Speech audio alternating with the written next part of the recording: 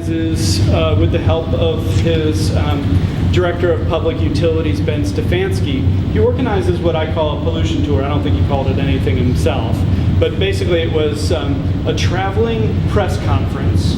They called the press down to the railroad trestles where they're standing here, where the fire had taken place. You can see this is Betty Clarick here. She's one of the very first environmental beat reporters in the United States. She worked for the Cleveland Press, and she was omnipresent in Carl Stokes' world whenever he talked about environmental issues, water pollution and air pollution in particular.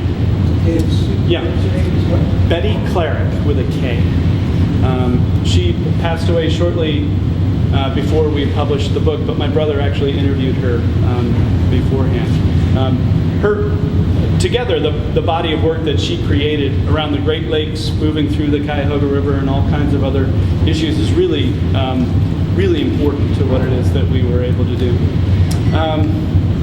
I just love this image of Stokes he knows that Betty Clarick is important, that he wants this story to get more attention. So he's not embarrassed by the fire, right? He's purposefully bringing the press down to where the fire happens so that he can make a point. And in fact, so he can make several points.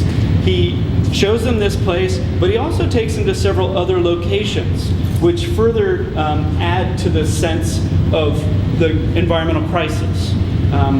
One of the places that he takes them is to, it's called the Big Creek Intercept.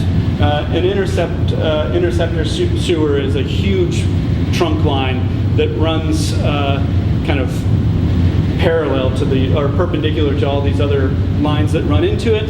It was broken and it couldn't be fixed. It had been pouring out sewage directly into the Cuyahoga River for more than a month, and they couldn't fix it because the federal government was building at the time Interstate 71. So they couldn't actually get to it until the federal government figured out how they wanted the whole thing to work.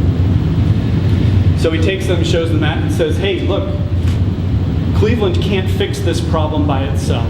This is exactly the message that he has here.